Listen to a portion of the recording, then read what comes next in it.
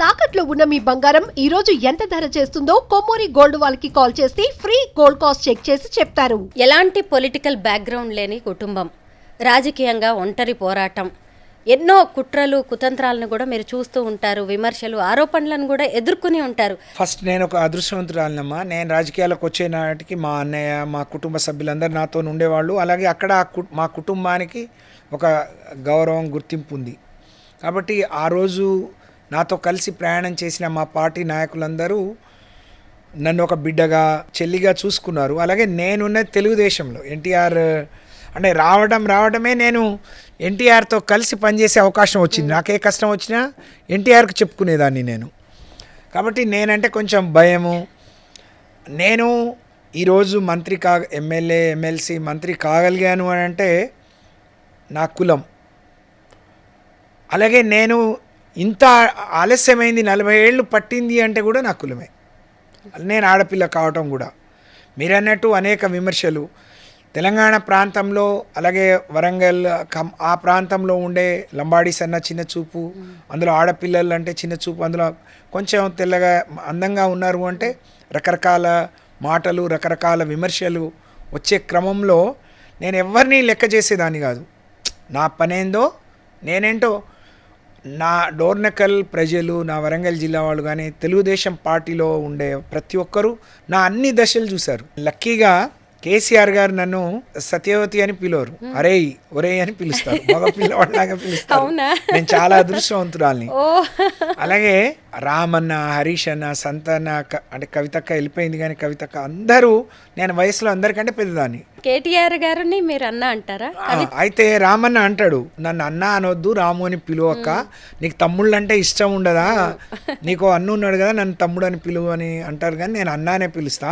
Sarpanch, ZPTC, MLA, MLC, minister అన్ని పోస్టులు అయిపోయాయా? ఇంకేదైనా పదవి మిగిలి ఉందంటారా? కేసీఆర్ గారి చేతిలో ఉంది. కేసీఆర్ గారు డిసైడ్ చేస్తుందంటారు. నేను పార్టీలో ఒక నిబద్ధత కలిగిన కార్యకర్తను.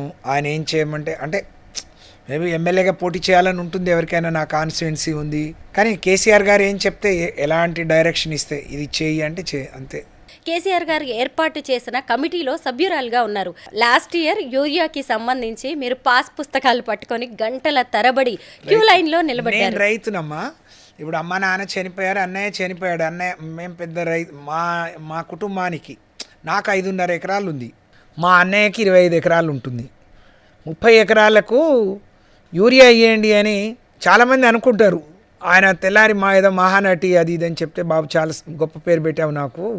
మహానటి అంటే నటనే కాదు, ఆమె దానగుణం, ధర్మగుణం అన్నీ చూసి ఉండవు నువ్వు అని చెప్పాను నేను. కానీ మా సొసైటీ అది, మా ఊరు సొసైటీ. నేను అడిగాను చైర్మన్ గారిని, నేను 5 బస్తాలో 10 బస్తాలో ఇస్తాను అని అంటే, అట్లా కుదరదు ఆయన. నేను అప్పటికే మా వదిన అంటుంది, ఇంట్లో ఎవరు లేరు కదా, మా అన్నయ్య పిల్లలు కూడా ఉద్యోగస్తులు, 30 ఎకరాలు నాటు పెడదామని అంటే నారంతా ముదిరిపోయింది, అందరు బాధపడుతున్నారు, మీ ఇంట్లో అందరు ఉండి కూడా మీకే 10 బస్తాలు యూరియా దొరకదా అని అంటే, సరే నేనే పోతా అని మా అల్లుళ్ళు ఇద్దరు, నేను, మా కోడలు, నలుగురం పోయినాం.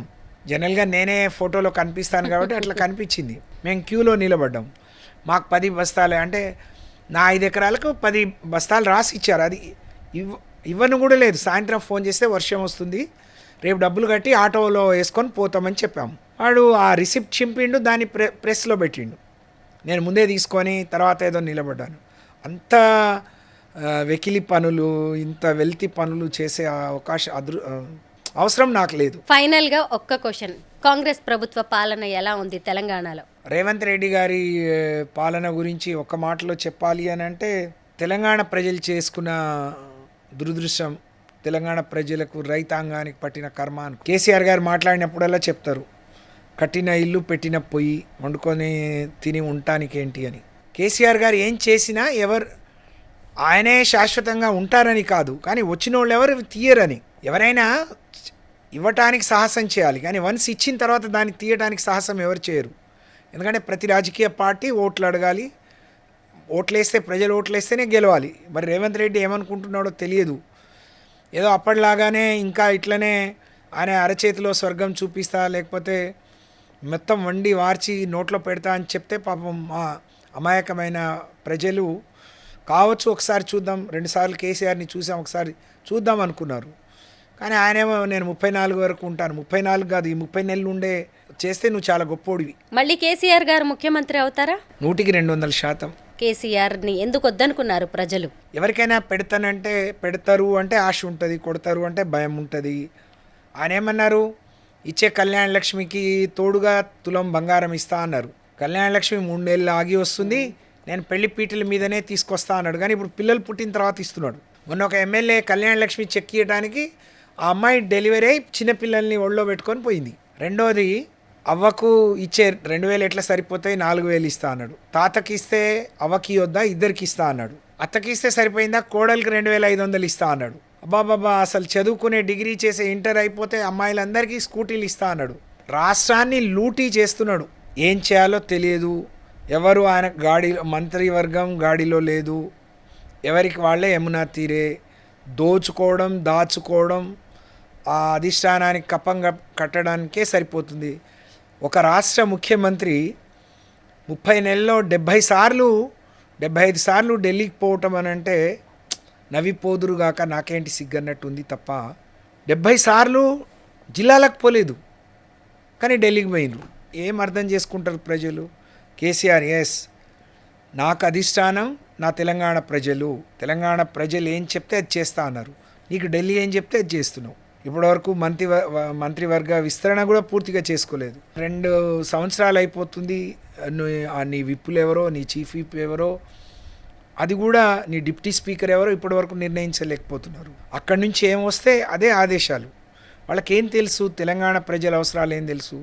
ఆ రోజేమో పెద్ద పెద్ద మాటలు, సోనియా గాంధీ వచ్చి ఒక డిక్లరేషన్, ప్రియాంక గాంధీ వచ్చి ఒక డిక్లరేషన్, మల్లికార్జున్ ఖర్గే వచ్చి ఒక డిక్లరేషన్. ఇప్పుడు పత్తా లేకుండా పోయినారు, ముఖమే చాటేసారు. ఇప్పుడు ఉన్న మీనాక్షి గారి మాటల్ని పట్టించుకునే నాదుడు లేడు. ఆమె ఏదో ప్రయత్నం చేస్తుంది, ఆమెకే దిక్కు లేదు. ఆమె నామినేషన్ కరెక్ట్ ఉందా లేదా దిక్కు లేని పరిస్థితి.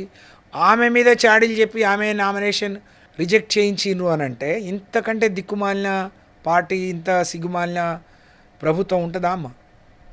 మేము కొత్తగా చూస్తున్నాం ఇన్నేళ్ల రాజకీయాలు.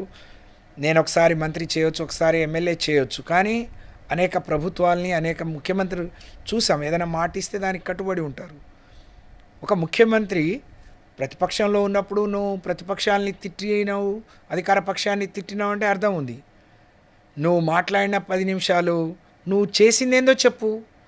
ఎక్కినంతసేపు, డాష్ ఎక్కినంతసేపు తిట్టడానికే, నీ తిట్ల పురాణం వినటానికే ఇంకా తెలంగాణ ఎన్నిసార్లు వినాలి?